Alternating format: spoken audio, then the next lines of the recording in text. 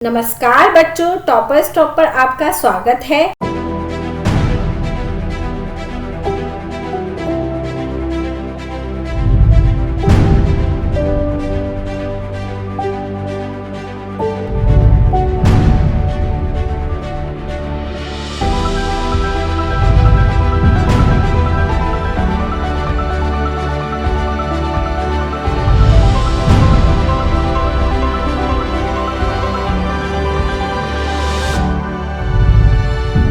आज हम शुरू करने जा रहे हैं एक नया अध्याय जिसका नाम है भिन्न या फ्रैक्शंस। इससे पहले की वीडियो में हमने पूर्णांकों के बारे में पढ़ा।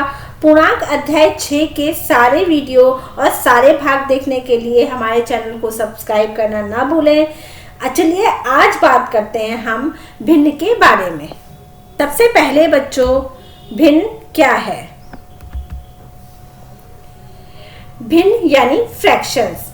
भिन्न वह संख्या है जो एक पूर्ण का भाग निरूपित करती है। इसका अर्थ यह हुआ बच्चों कि जब हम एक पूरी वस्तु की बात करते हैं तो उसको हम एक कह के पुकारते हैं, और यदि हम उस वस्तु के बराबर भाग कर दें तो उन भागों को हम किस तरह से बुलाएंगे? तो इसके लिए हम फ्रैक्शन यानी भिन्न का प्रयोग करते हैं। सबसे पहले बच्चों, जिस वस्तु के हम भाग कर रहे हैं उस वस्तु को बराबर भागों में बांटना आवश्यक है, यानी प्रत्येक भाग बराबर होना चाहिए। उसके बाद बच्चों, यदि हम एक वस्तु की बात करें तो भी हम फ्रैक्शन का ही प्रयोग कर सकते हैं, और यदि हम एक के से अधिक वस्तुओं में फ्रैक्शन देखना चाहें तो उसमें भी हम फ्रैक्शन को किस तरह से देखेंगे वो हम आगे अभी बात करेंगे। सबसे पहले बच्चों, मैंने यहाँ पर एक वृत्त लिया है जिसके मैंने 4 भाग किए हैं। इस आकृति में बच्चों एक भाग है जो छायांकित है और 3 भाग जो है वो बिना छायांकित है, यानी इस आकृति में कुल 4 भाग मैंने बराबर किए हैं। इस तरह से एक और बात ध्यान रखने योग्य है बच्चों कि फ्रैक्शन यानी भिन्न में जब हम संख्याओं को रखेंगे तो उसे P/Q के रूप में रखेंगे, यानी एक संख्या ऊपर फिर बटे की नीचे दूसरी संख्या। इस तरह से हम इस फॉर्म में हमेशा फ्रैक्शन या भिन्नों को रखते हैं। आइए बच्चों, अब कुछ एग्जाम्पल के जरिए हम फ्रैक्शन यानी भिन्न को समझें। तो सबसे पहले मैंने यहाँ पर आकृति 1 में एक उदाहरण लिया है जो है 3/7। अब इस आकृति में आप देखिए कि इसमें कितने भाग हैं? 1 2 3 4 5 6 और 7। टोटल इसमें 7 भाग हैं, जिसमें से मैंने 3 यानी 1 2 3 ये 3 भाग छायांकित किए हैं। तो इस तरह से इस आकृति का फ्रैक्शन यानी भिन्न अगर हम बताना चाहें तो क्या होगा? 7 जो हमारा कुल हमने इसको आकृति को बांटा है वो भाग, और उतना भाग जो छायांकित है वो ऊपर। इस तरह से हमने यहाँ पर भिन्न को रखा है और यही सही क्रम है। आइए हम दूसरी आकृति की तरफ देखें। तो दूसरी आकृति में हमने यहाँ पर देखिए 8 भाग की ये आकृति है। 1 2 3 4 5 6 7 और 8 भाग की आकृति है। तो हम 8 को कहाँ रखेंगे? नीचे रखेंगे, यानी हमें कुल भाग जो है वो नीचे रखना होगा, और इसमें से छायांकित भाग कितना है जो लिया गया है वो 1 है, यानी 1 छायांकित भाग को हम ऊपर रखेंगे।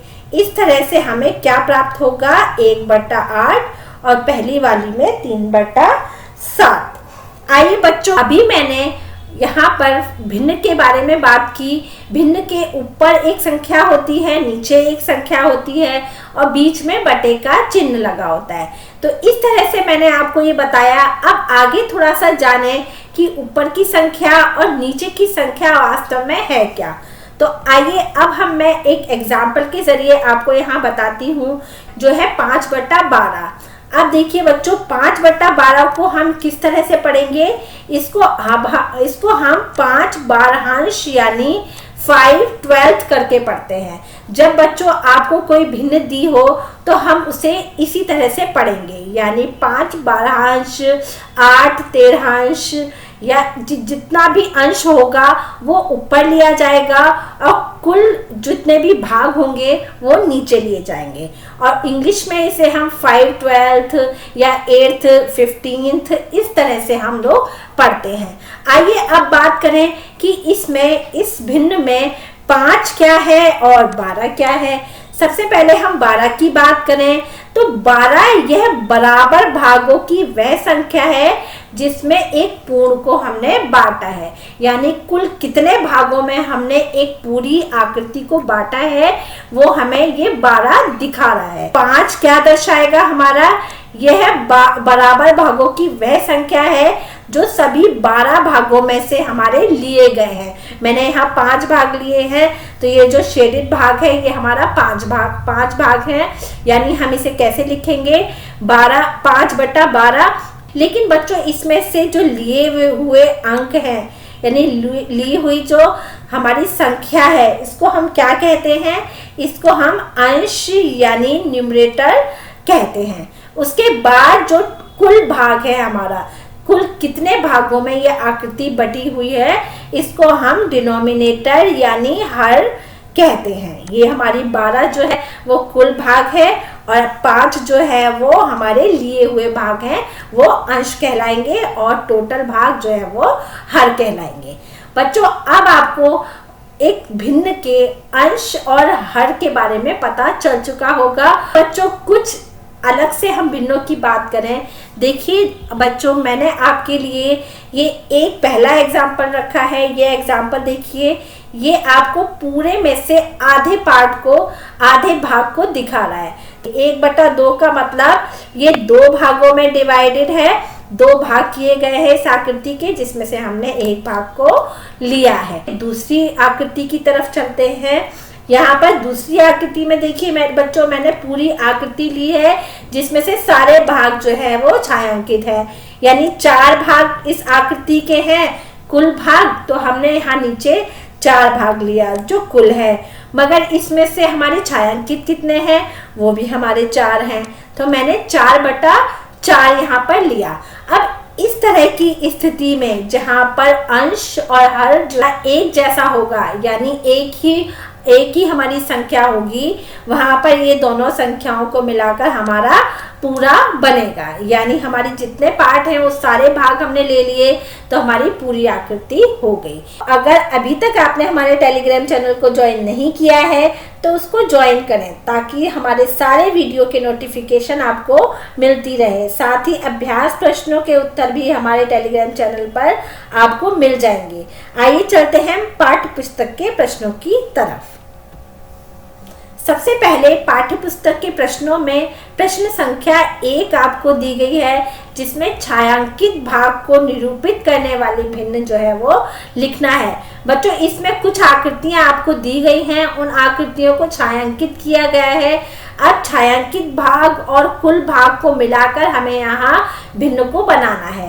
पहले हम आकृति 1 की तरफ चलते हैं। सबसे पहले देखें इसमें तो आपको इस आकृति में कुल 4 बराबर भाग दिखेंगे।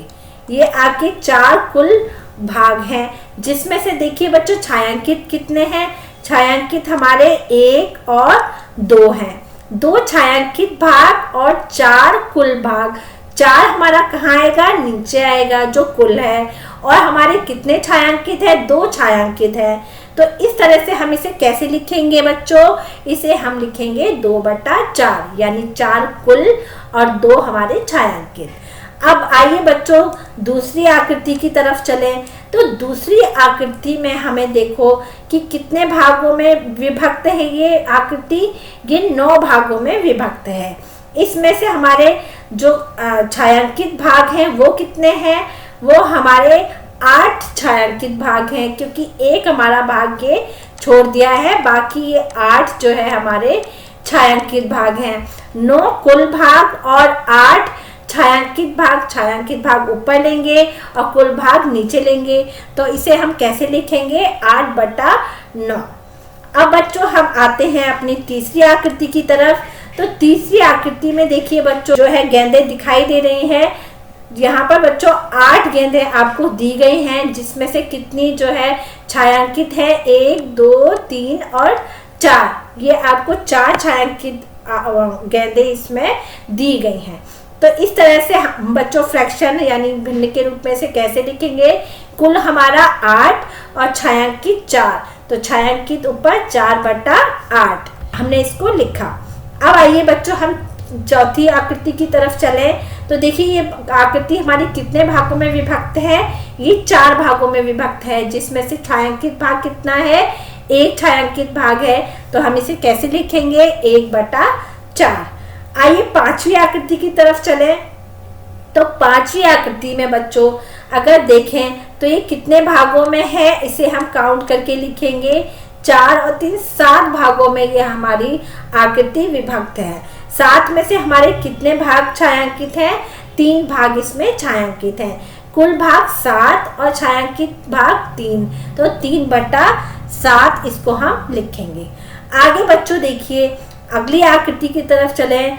तो इसमें 12 आपको ये फूल दिखाई दे रहे हैं, जिसमें से कितने इसमें शेडेड है यानी कितने छायांकित हैं, 3 छायांकित हैं। तो हम इसे कैसे लिखेंगे, 3/12।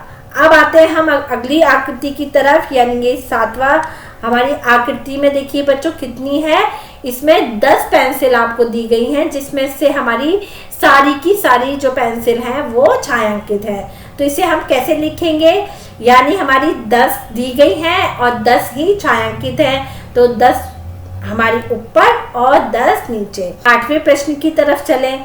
तो 8वें प्रश्न में हमें कितनी आकृति दी गई हैं, इसमें हमारी कुल 9 आकृति हैं, जिसमें से 4 जो है वो छायांकित है। तो हमने इसमें 4/9 लिखा। इस तरह से अगली आकृति की तरफ चलें। तो हमारे इसमें काउंट करके देखिए बच्चों, 1 2 3 4 5 6 7 और 8, इसमें कुल 8 आपको दी गई हैं आकृति, जिसमें से हमारी कितनी है, 4 जो है वो छायांकित है। तो इसे हम 4/8 करके लिखेंगे। अगली आकृति देखिए बच्चों, इसमें ये आकृति 2 भागों में विभक्त है। 2 भागों में विभक्त होने की वजह से इसके कुल भाग 2 हैं और इसमें से छायांकित 1 है, तो इसे 1/2 यानी आधा भाग भी कहेंगे। आइए बच्चों अब हम बात करते हैं अगले प्रश्न की। तो अगले प्रश्न में प्रश्न संख्या 2, दी हुई भिन्न के अनुसार भागों को छायांकित कीजिए। यहाँ पर बच्चों अब आपको जो आकृति है वो दी गई है, साथ में उसकी भिन्न भी दी गई है, लेकिन हमें उस भिन्न के अनुसार उस आकृति को छायांकित करना है।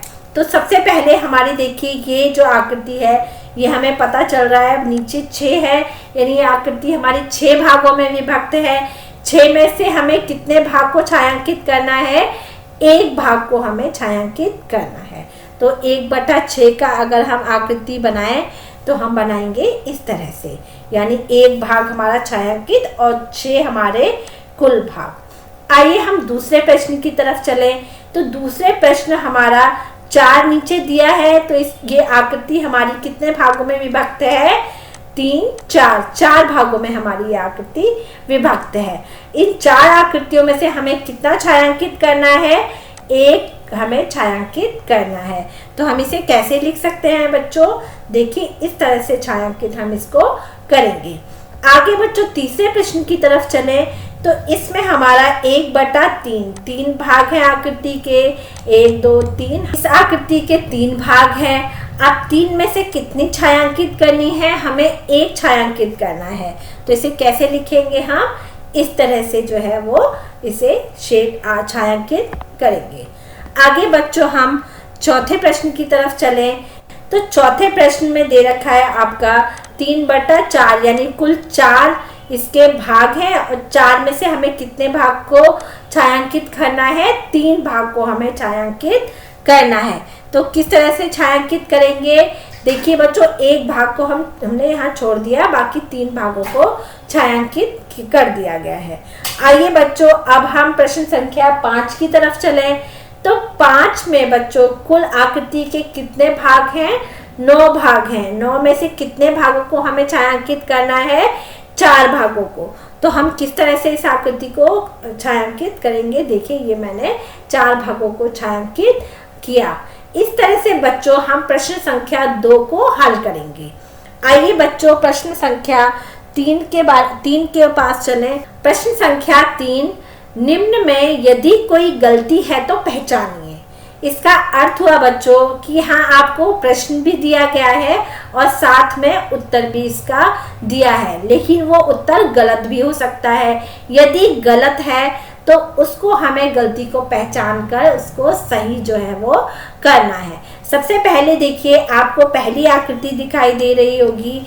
इस आकृति में देखिए उत्तर बोल रखा है इसका, यह 1/2 है, मतलब ये पूरी आकृति का आधा भाग है। देखिए बच्चों ध्यान से देखिए, तो क्या पहला भाग दूसरे भाग के बराबर है?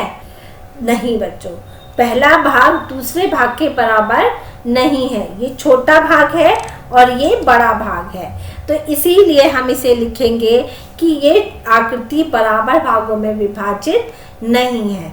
आगे हम दूसरी आकृति की बात करें तो दूसरी आकृति में कहा गया है कि यह 1/4 है। देखिए बच्चों 1/4 का अर्थ है कि 4 भागों में ये आकृति बटी होनी चाहिए। जी हाँ, बिल्कुल ठीक, ये 4 भागों में हमारी आकृति बटी हुई है। लेकिन क्या ये चारों का एक भाग है? एक भाग है छायांकित। बच्चों अभी थोड़ी देर पहले मैंने बताया कि जब हम किसी पूरी आकृति को विभाजित करते हैं और उसकी भिन्न के रूप में लिखते हैं तो वहाँ पर उस आकृति के भाग जो है वो बराबर होने चाहिए। क्या इस आकृति में सारे भाग बराबर दिखाई दे रहे हैं? जी नहीं, ये दोनों भाग जो हैं वो बड़े हैं, जबकि ये दोनों भाग जो है वो छोटे हैं। तो इस तरह से हम इसे सही करके लिखेंगे कि बराबर भागों में ये भी विभाजित नहीं है। आइए बच्चों तीसरी आकृति की तरफ चलें तो देखिए बच्चों 1 2 3 4 ये 4 भागों में विभक्त आकृति है। जी हाँ, बिल्कुल 4 भागों में विभक्त है, लेकिन इसमें से कितने भाग शेडेड हैं?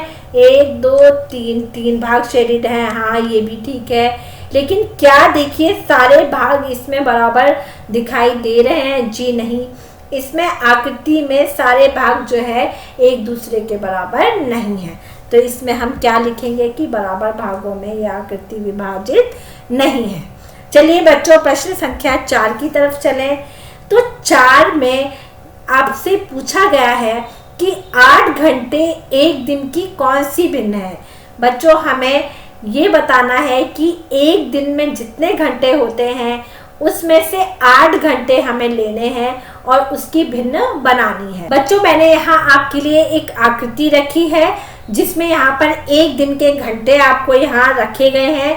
देखिए बच्चों एक दिन में कितने घंटे होते हैं? एक दिन में कुल 24 घंटे होते हैं, जिसमें से देखिए 24 घंटों में से कितना भाग हमें शेडित करना है, कितना भाग छायांकित करना है? 8 भाग। यहाँ मैंने आपके लिए 8 भाग यहाँ छायांकित किया है। तो इस तरह से देखिए हम अगर इसे भिन्न के रूप में लिखना चाहे तो कैसे लिखेंगे? एक दिन में 8 घंटे की भिन्न होगी 8/24। अब हम प्रश्न संख्या 5 की तरफ चलें तो प्रश्न संख्या 5 में 40 मिनट 1 घंटे की कौन सी भिन्न है? 1 घंटे में सबसे बच्चों पहले हमें ये बताना होगा कि 1 घंटे में कितने मिनट होते हैं। तो 1 घंटे में देखिए बच्चों 60 मिनट होते हैं कुल। तो मैंने यहाँ 1 घंटे में 60 मिनट यहाँ लिखा। उसके बाद बच्चों हमें क्या लेना है? 40 मिनट लेना है। तो 40 मिनट जो है और 1 घंटे की एक हमें भिन्न बनानी है। तो देखिए बच्चों किस तरह से ये भिन्न बनेगी कि 40 मिनट और 1 घंटे की भिन्न होगी कि 60 मिनट जो है वो नीचे, कुल घंटे नीचे, कुल मिनट जो है वो नीचे और जो हमारे 40 मिनट है वो ऊपर। तो इस तरह से भिन्न बनी हमारी 40/60। बच्चों इस प्रकार प्रश्नावली 7.1 का भाग 1 यहाँ समाप्त होता है। अगर हमारा वीडियो पसंद आया तो लाइक ज़रूर कीजिए ताकि हमें मोटिवेशन मिलता रहे। प्रश्नावली 7 के भाग 2 के साथ हम लोग फिर मिलेंगे। तब तक के लिए धन्यवाद।